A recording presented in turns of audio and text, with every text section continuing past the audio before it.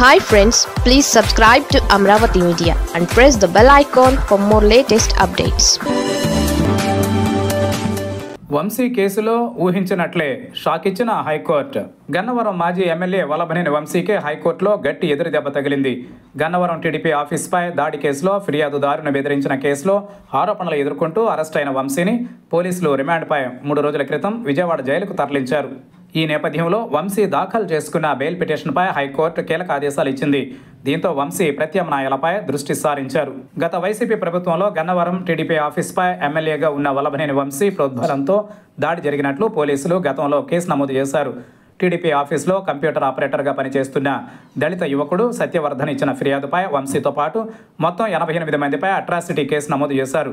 అయితే ఈ కేసు విచారణ తుది దశకు వచ్చిన తరుణంలో హఠాత్తుగా ఫిర్యాదుదారు సత్యవర్ధన్ యూటర్న్ తీసుకున్నాడు. దీంతో పోలీసులు విచారిస్తే అసలు విషయం బయటపడింది. వల్లభనేని వంశీ అనుచరులు కొమ్మ కోట్లు, రాము ఇతరులు సత్యవర్ధన్ను బెదిరించడం వల్లే అతను ఫిర్యాదు వెనక్కి తీసుకున్నట్లు గుర్తించారు. సత్యవర్ధన్ను కిడ్నాప్ చేసి హైదరాబాద్లోని వంశీ ఇంటికి తీసుకెళ్లినట్లు కూడా గుర్తించారు. దీంతో వీరిని అరెస్టులు చేశారు. వంశీని అరెస్టు తర్వాత కోర్టులో హాజరుపరిచి రిమాండ్పై జైలుకు పంపారు. పోలీసులు అరెస్టు చేయకముందే వంశీ ముందస్తు బెయిల్ కోసం హైకోర్టును ఆశ్రయించినట్లు తెలుస్తోంది. ఈ పిటిషన్పై విచారణ జరిపిన హైకోర్టు బెయిల్ ఇవ్వలేమని తేల్చేసింది. మరోవైపు వంశీ తనకు జైలులో అదనపు వసతులు కావాలంటూ దాఖలు చేసిన మరో పిటిషన్పై విజయవాడ అట్రాసిటీ కోర్టు విచారణ జరపనుంది.